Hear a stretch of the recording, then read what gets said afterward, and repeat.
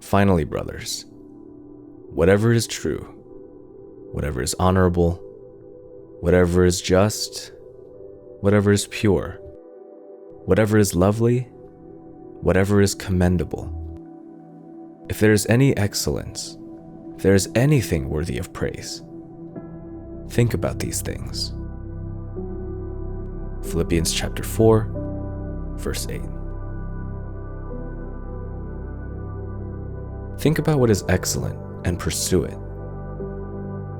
In his letter to the Philippians, Paul encourages the people to focus on things of virtue for the benefit of God's peace. To be excellent is to be extremely good or outstanding. These are the qualities found in the kingdom of God. Excellence is not to be confused with being perfect. Perfection is unattainable, finite, and flawless. Perfection doesn't allow any space for faults, whereas excellence recognizes brokenness and chooses to pursue what is good. Often we believe we must be harsh and claw our way onto the pedestal that is perfection. But as Paul encourages, when we release these expectations and fix our eyes instead on the fruit of the Spirit, we experience God's peace. While perfection may not be fully achievable, excellence is a posture that guides us towards qualities of the Spirit who embodies perfection. But what does a life modeled after excellence look like? The book of Genesis offers a prime example of what it means to live one's life in pursuit of excellence in the story of Joseph. As the long-promised son to Jacob and Rachel, Joseph was the favorite son of his father, leading to bitterness and resentment from his brothers.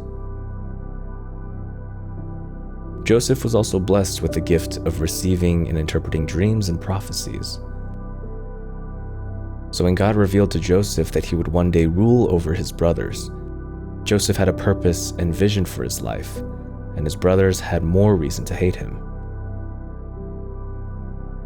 As Joseph pursued excellence, his life circumstances fluctuate drastically.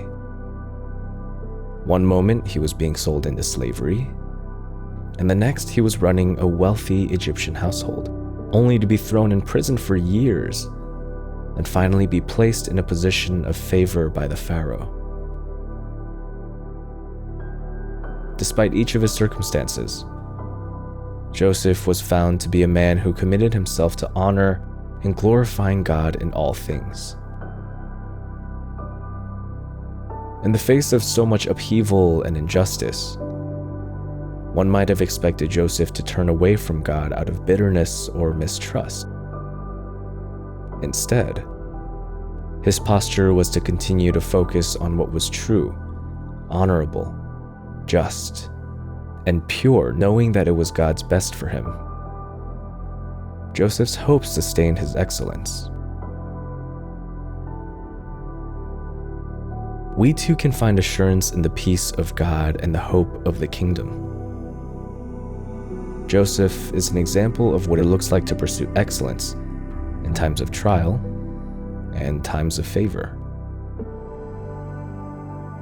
The consistency of Joseph's commitment to what is good models Paul's charge to the Philippians.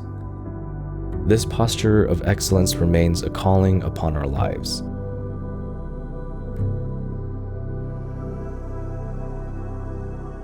How might we better pursue excellence?